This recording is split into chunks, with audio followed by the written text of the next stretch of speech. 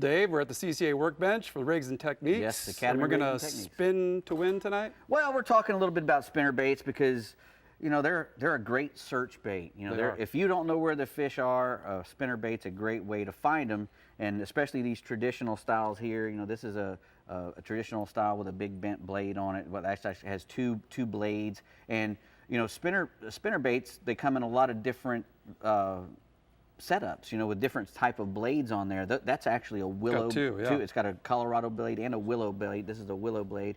It's more long and narrow. Those long and narrow blades don't have as much resistance, so they fall faster in the water. And the big round blades like this one here, you know, it's gonna make a bit more of a resistance, a more thumping sound in the water, and it's gonna make the bait rise a little higher when you're moving it. You know, a traditional one is a relatively weedless because it's got, you know, that bent wire, and the way that they put the head on there, you know, it'll hit a piece of timber or rocks or whatever you're reeling it through, and it'll bounce through them. It really is weedless, yeah. Yeah, you can actually throw them through some thick lily pads sometimes, you know, if you're willing to go in there and get them when you lose them.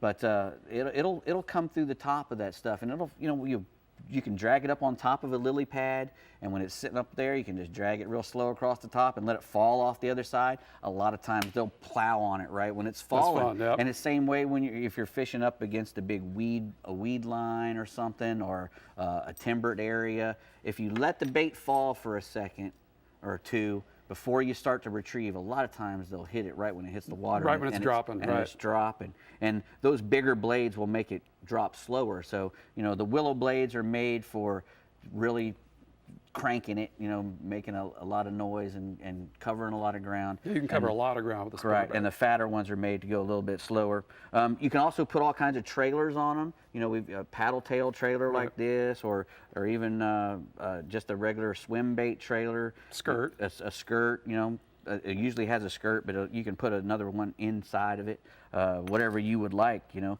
A lot of them will have a thick wire gauge versus a light wire. And, you know, a lot of the bass guys like a heavier wire because they're pulling them, you know, trying to pull big fish out of stuff. But I tell you what, the light wire ones, they really vibrate and make a lot of chatter.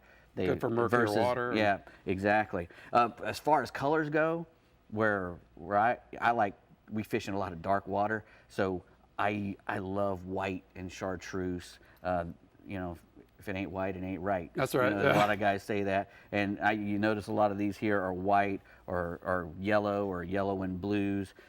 Rarely do I throw a dark one. I don't know why. It's just not I would probably now in the summer in clear water when there's a lot of bluegill around, you could probably want to throw a darker color Looks one like a that. bluegill, yeah. It would probably look a little bit more like a bluegill. This is a cool little thing. I showed them the other day. It's like a soft bait with a spinner blade at the back of it. It's made by a band of anglers, and it's called a dart spin. And you would work that the same way you would work a spinner bait or a spoon. You know, when you're searching, you're just throwing that thing out and reeling it back to you at a steady retrieve. It usually get more bites with a steady retrieve versus, you know, bouncing a spinner bait up and down.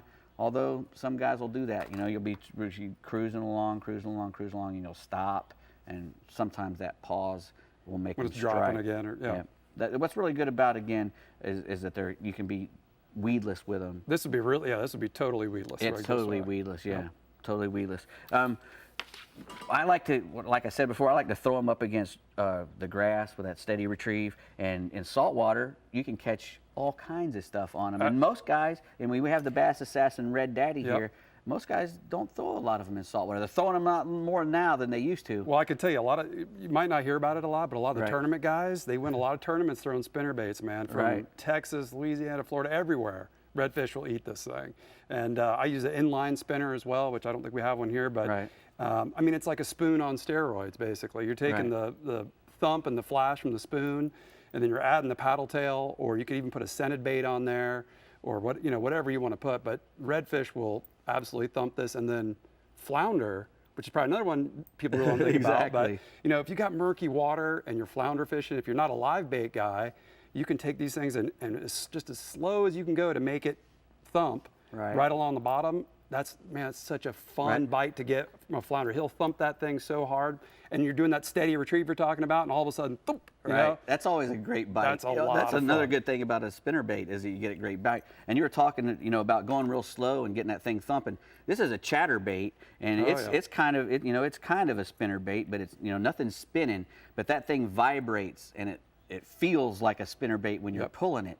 And it's the same concept as a spinnerbait, because that thing's and if you start reeling that thing until you just feel it start to go, and you keep going at that speed, it's really, really effective. And again, a lot of times they'll hit this on the drop, or when you're just cruising along, they'll come and pick it off. This is another great redfish bait too, man. Really? I've never used one for a redfish. Yeah, I've actually sight fished with this before, believe it or not. Chatterbaits? Yeah, it's actually we'll put a jerk bait on the end of it, so it just looks like a crazy mullet. They like to eat it. They like to eat crazy mullet. I got you. I got a picture of my brother. We were out on Lake Toho, and he caught a nice, pretty. That's a 4.5 pounder, I think, on a spinnerbait. That's a Terminator spinnerbait, chartreuse.